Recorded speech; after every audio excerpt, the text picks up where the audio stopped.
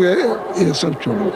और मेरी विनती प्रार्थना है कि आप लोग सब आंदोलन खत्म करो, तोड़फोड़ खत्म करो, गिराओ धरना, ये सब खत्म कीजिए।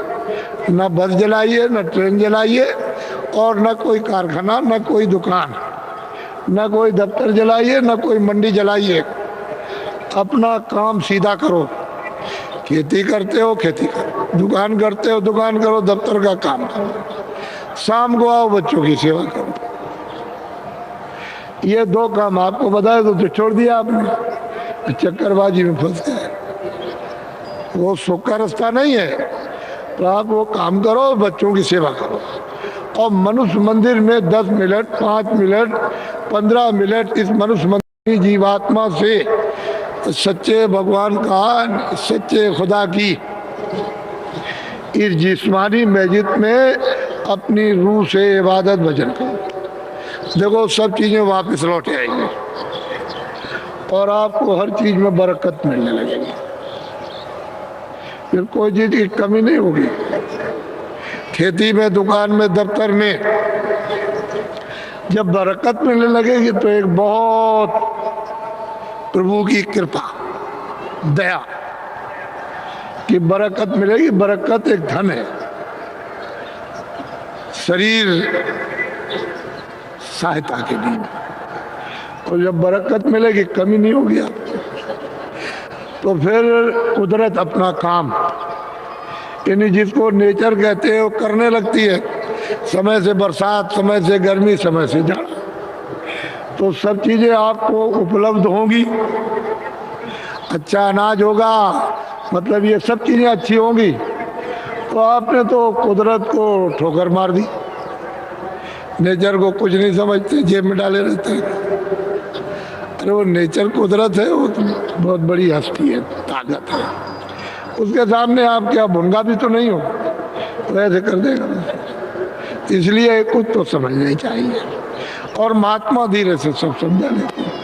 तो ये जो नुकसान कर रहे हो, आपने कर डाला इन 45 सालों में कि चलो वहाँ मथुरा जला दो और चलो दिल्ली जला दो, चलो मतलब है कि सब जितनी ट्रेनें आती हैं उस पटरियों को, ट्रेनों को उखाड़ के जला दीजिए और बसों को जला दीजिए, सब कारखाने जला दीजिए, जितने भी हैं दफ्तरों को सब तोड़ डालिए। कोई इसको ये क्या है, तो पक्का पागलपन। अपने पैरों पर कालिदास की तरह से यानी डाल काट रहे, जिस पे बैठे उसमें कुल्हाड़ी मार रहे। ये कभी परिवार, कभी आपका समाज और आपका देश फलेगा फूलेगा नहीं, सर्वनाश हो जाएगा। रास्ते से चलना। मैं कोई ऐसी बात करूं, एक बात मत मानना, और कभी गलत बात करूं या बुरा काम करूं कभी मत मानना। लेकिन सच्ची चीज तो जो अपने हित की है, अपने घर की, अपने परिवार की, अपने समाज की, अपनी जाति की, आप मतलब ये है कि अपने देश की, इस शरीर के रक्षा, वो तो मानिए आप। अपनी आत्मरक्षा की तो जब कुछ नहीं मानोगे फिर क्या? तो लोगों को सनक हो गई। सनक मतलब इसमें नुकसान, अब चिल्ला रहे, सब इसके भागीदार हो गए। इस बुराई के, दुखों के भोगने के, यानी कष्टों के, बीमारियों के, चिल्लाने के, गरीबी के, और मतलब ये तरह तरह सब उसके आप भागीदारी हो, हिस्सेदार। जब आपने उसमें हिस्सा बंटवा लिया तो अब क्या करोगे? बिना महात्माओं का रास्ता नहीं मिलेगा, इसको आप पक्का समझिए। इसलिए मेरी विनीत प्रार्थना है कि भारत की जो धार्मिक आबादी है उसको हम लोगों को एक सूत्र में बांध के रखना चाहिए था। जब मानो धार्मिक, पहले तो मानो मनुष्य धार्मिकता को समझ ले कि मुझ में धर्म है, मुझ में दया है, मुझ में सत्य है, मुझ में सेवा है, मुझ में आदर है, मुझ में सत्कार। तो भौतिक बुद्धि को जगाना चाहिए और मनुष्य धर्म का पालन करना चाहिए। आत्म धर्म का पालन तो बाद में होगा, लेकिन आप मनुष्य धर्म ही को नहीं समझ रहे हो। तो आत्म धर्म तो नाम निशान को भी नहीं रहेगा। तो ये होना, तो इसी से हम लोगों को हर्ष होता था, खुशी होती थी, प्रसन्नता होती थी। जब आपको मान मिलेगा, आपकी सेवा होगी, आपका नाम होगा, आपकी कीर्ति होगी, आपका जस होगा, तो प्रसन्नता होती है। आप तो अच्छा काम करोगे प्रसन्नता हो, खराब काम करोगे फिर क्या हो जाएगा? तो ये अपमान सबका हो गया, सबका निरादर। अब वो चीज ढूंढ रहे हो, कहीं मिल नहीं रही, सोचते यहाँ से मिल जाए, ऐसे कहाँ से मिल जाएगी? जब आपने उसको बिखेर दिया और आपसे निकल गई, गिर गई, भूल गए, खो गई, तो वो चीज़ ऐसे नहीं, हो तो महात्मा ही संग्रह करेंगे और संग्रह करके आपको दे देंगे। तो आपने ये बात नहीं समझी। तो हमने कुछ ऐसा नहीं जो कल कोई शंका कर रहा हो। तो भारत की आबादी, वो तो परिचय पत्र बनवा लीजिए, अपने आप फैसला हो जाएगा, उसी से जनगणना हो जाएगी, उसमें बात क्या। लेकिन जब परिचय पत्र बनवाइए तो प्रधानों को, सरपंचों को अधिकार पूरा दे दीजिए कि आप अपना रजिस्टर एक रख लो गांव में।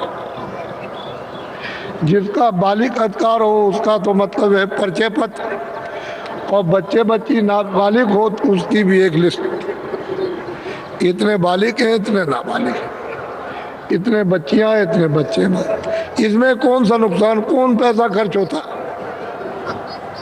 प्रधान को ये निर्देश दे दीजिए, सरपंच को, कि एक रजिस्टर रख लीजिए, वो गांव में सबको जानता है।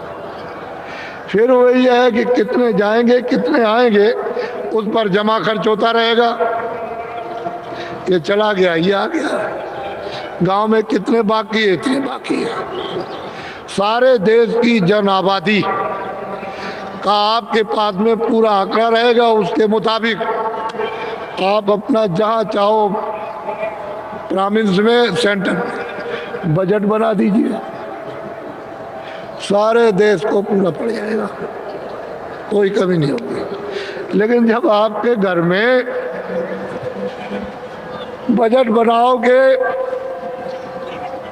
80 लाख का और 2 अरब की आबादी होगी, तो बच्चा होगा क्या? कभी पूरा नहीं पढ़ सकता, चाहे कुछ भी करो आप, कभी पूरा नहीं पड़ेगा, क्योंकि वो सब चाट जाएगा पूरा बजट। घर में अगर 10 आदमी है तो 2 मेहमान का भी बजट बना लीजिए, लेकिन वो साल भर का जो बजट बना के सामान रख लिया, 4 दिन के बाद अगर मेहमान आपके 40 आ गए और 2 महीने टिक गए तो सब खत्म। ये आप नहीं मोटी बात समझते हो? तो हमने कोई ऐसी बात नहीं कही। हम 2 साल भर से आपको आगाह कर रहे थे कि बेचारे सबसे बड़ी संख्या में भूमि जोते, 100 में से 80 ये हैं जो अनाज पैदा करते हैं। ये सच्चे वफादार हैं, मिट्टी में काम करते हो, यही मजदूर है। इतना पक्का, सच्चा, ईमानदार, वफादार देश का, यानी प्राणों के लिए तैयार, और वो मजदूर है और आप उसकी बात नहीं सुनते। वो कहता हमको बहुत तकलीफ है, हम बहुत दुखी हैं, हम बहुत गरीब हैं, हम परेशान हैं, तो उसकी बात भी सुनना चाहिए। जैसे बीमार को बीमारी लग गई और डॉक्टर के पास जाता है, ऐसे ही बीमारी इनको लग गई, तो आपको सुनना चाहिए कि क्या क्या बीमारी लगी है, बीमारी से क्या पड़े, तो कोई नहीं सुनता। हमने कुछ नहीं कहा, हम न किसी देश का नुकसान करते, न किसी जाति का, न किसी अमीर का और न किसी गरीब का, न मुसलमान, न हिंदू, न ईसाई का। हमने तो ऐसी बात की है आपके सामने जो हक है। ये मुसलमान जाइए उन देशों में ब्याज नहीं लेते, रुपया देते हैं ब्याज। यहाँ हिंदुस्तान में भी लोग ऐसे हैं कि रुपया दे देंगे, ब्याज नहीं, उनके यहाँ वसूल है। जब उनके एक वसूल हैं, उन फकीरों ने बना रखा है, तो कुछ मानते हैं थोड़ा बहुत, सब नहीं मानते, कुछ मानते। आपके यहाँ भी है, तो मतलब ये है कि ब्याज नहीं, तो मदद कीजिए आप, ताकि लोग उठ जाए। आपके पास में है तो आप उससे मदद कर दिए, फिर अपना ले लीजिए। ये तो हमारा व्यवहार था। तो ये बेचारे जो है बहुत परेशान हो गए। तो ये रोते चिल्लाते रहे और प्रार्थना करते, अभी करते, आज ही कह रहे थे कि महाराज दया कर दीजिए, कृपा कर दीजिए। उनको भाई समय से ही सब काम हो जाएगा, समय से होगा। तो आप इनकी बात को सुनते रहे। देखो इतना कोई आदमी इकट्ठा कर सकता है। पहले आप ये सोच लीजिए कि कर्मचारी अधिकारी अपने दफ्तरों में, अपने बंगले पर है, उनकी पूरी सहानुभूति है, लेकिन यहाँ तो नहीं है, क्योंकि उनको विश्वास है कि वहाँ कोई मतलब हमारे किसी भी काम में बाधा नहीं। हम क्यों खर्चा कराएं उनका व्यर्थ का। ये देखिए चल रहे फिर रहे, आ रहे जा रहे, इतना समुदाय है कि आप इतना आपने देखा ही नहीं होगा। वैसे तो आप बहुत सुनते रहते हो, लिखा पढ़ी में ये वो है, लेकिन इस तरह का समुदाय आपने नहीं देखा, क्षमा कीजिएगा, जीवन में। और ये देखिए पूरा मैदान भरा हुआ, ये सड़कें भरी, इधर भरा हुआ पीछे, और टेंटों में कितने हैं। ये छोटा मोटा समुदाय नहीं है।